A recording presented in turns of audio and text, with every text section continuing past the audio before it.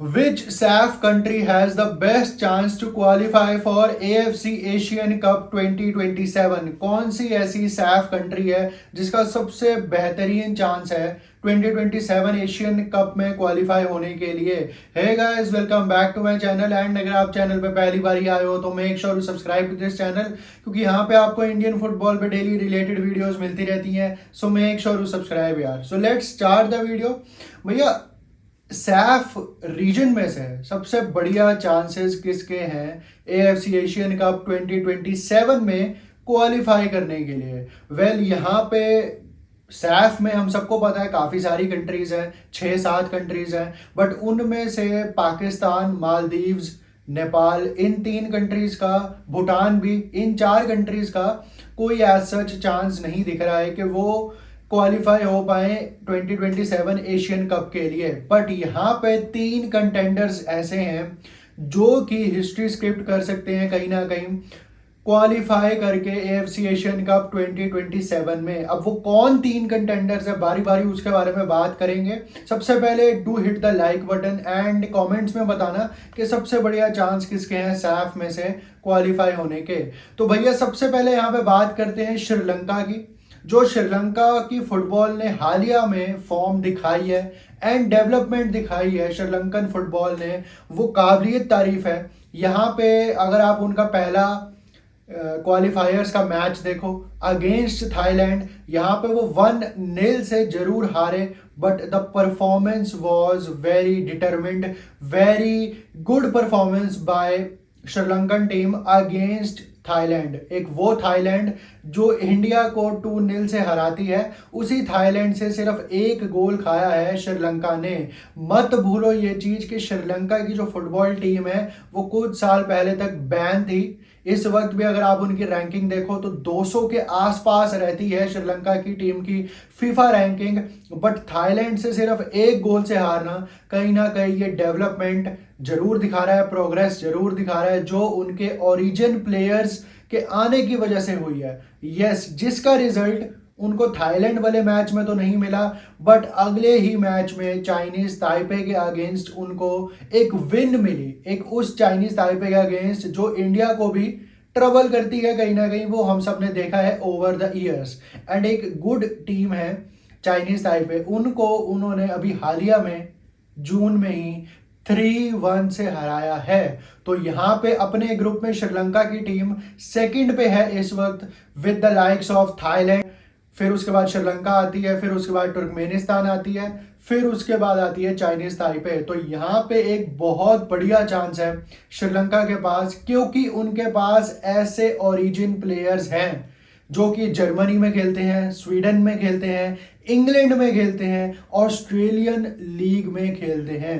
तो यहाँ पे बहुत अच्छी क्वालिटी है स्टार्टिंग 11 में श्रीलंकन टीम की। एंड यहाँ पे वो चाइनीज ताइपे को ऑलरेडी हरा चुके हैं, सेकंड पे बैठे हुए हैं अपने क्वालिफायर्स के ग्रुप पे। एक बहुत ही अच्छा चांस है उनके पास एएफसी एशियन कप 2027 में क्वालिफाई करने का। बट यस, एक जो चीज जहां पे लैक करती है कहीं ना कहीं श्रीलंका की फुटबॉल टीम, वो है कि उनके जो इंफ्रास्ट्रक्चर है वो इतना ज़्यादा अच्छा नहीं है। जो बिल्डअप होता है उनका हर क्वालिफायर्स मैच से पहले, वो इतना अच्छा नहीं होता है।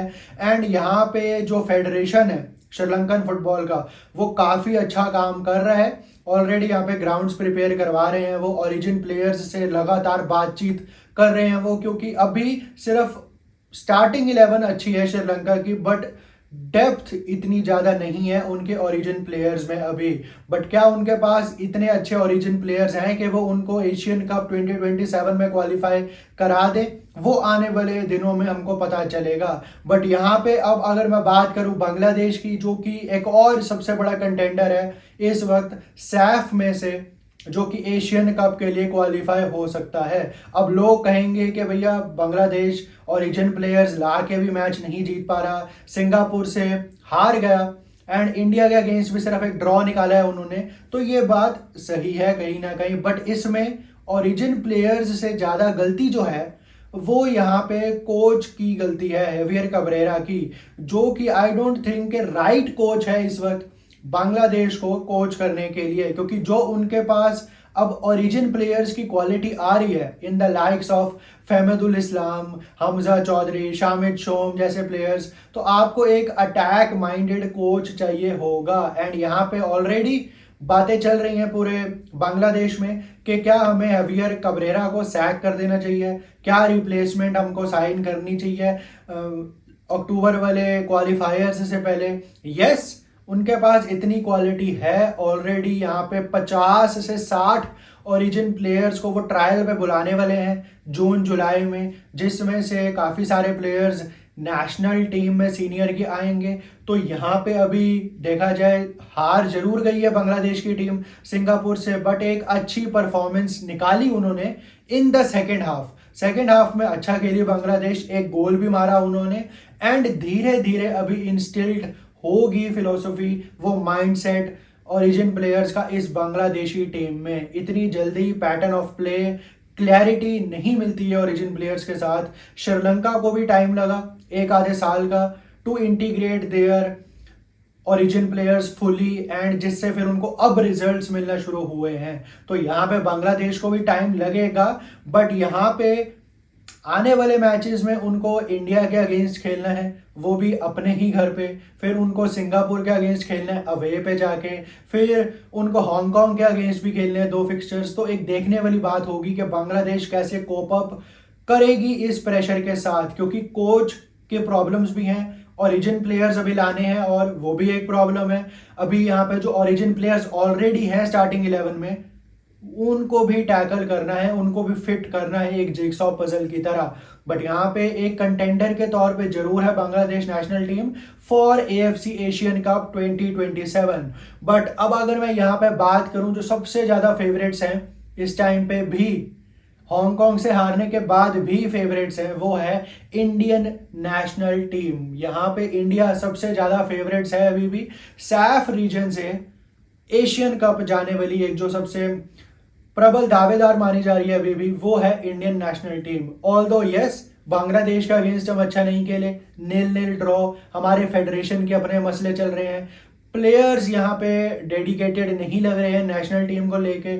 यहाँ पे जो हमारा कोच है वो छोड़ के हमको जा चुका है, हमको बीच रास्ते में ही, हमको नहीं पता कि किधर हमने जाना है, कैसे हम सिंगापुर को 2 मैचेस में खेलेंगे, क्या हम उनको हरा पाएंगे नहीं हरा पाएंगे, वो एक देखने वाली बात है। बट यस, अगर हमें हराना है सिंगापुर को आने वाले 2 फिक्सचर्स में जो कि अक्टूबर में है एक साथ, पहले हम होम पे खेलेंगे फिर हम अवे में जाके खेलेंगे सिंगापुर को, तो यहाँ पे फेडरेशन के प्रॉब्लम्स ठीक करने पड़ेंगे, कोच के प्रॉब्लम्स ठीक करने पड़ेंगे, एक स्टेबल माइंडसेट वाला कोच लाना पड़ेगा हमको, चाहे एक इंडियन कोच ही हम लाएं जो कि हमारे अंदर एक फियरलेस माइंडसेट इंस्टिल करे, जो कि स्टेफन कॉन्स्टेंटाइन ने भी करा था अपने एरा में, एंड कुछ हद तक इगोर स्टीमैच ने भी करा था। यहाँ पे मनोलो मार्कस की टैक्टिक्स, उनके सब्स्टिट्यूशंस एक्सपोज हुए हैं बुरी तरह से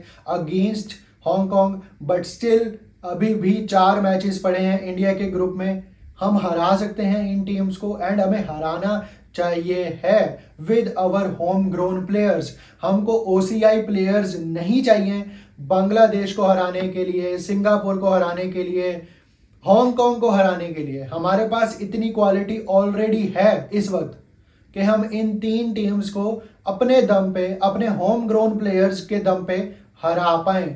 बट बैकग्राउंड में जो चीजें चल रही हैं इस वक्त वो काफी ठीक नहीं चल रही हैं।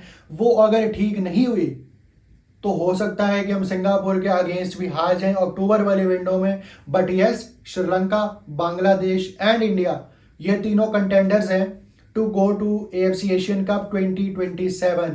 एंड सैफ को रिप्रेजेंटेशन चाहिए कहीं ना कहीं AFC एशियन कप में। अगर सैफ से कोई भी टीम नहीं गई एशियन कप 2027 के लिए तो ये एक एम्बैरेसिंग मोमेंट होगा पूरे के पूरे सैफ रीजन के लिए। बाकी do let me know your thoughts कि श्रीलंका, बांग्लादेश एंड इंडिया में से कौन क्वालिफाई होगा AFC एशियन कप 2027 के लिए, एंड कौन रिप्रेजेंट करेगा सैफ को एशियन कप 2027 में। तो यही थी आज की वीडियो। अगर आपको पसंद आई हो तो लाइक, शेयर एंड सब्सक्राइब जरूर कर देना। Till then, peace out.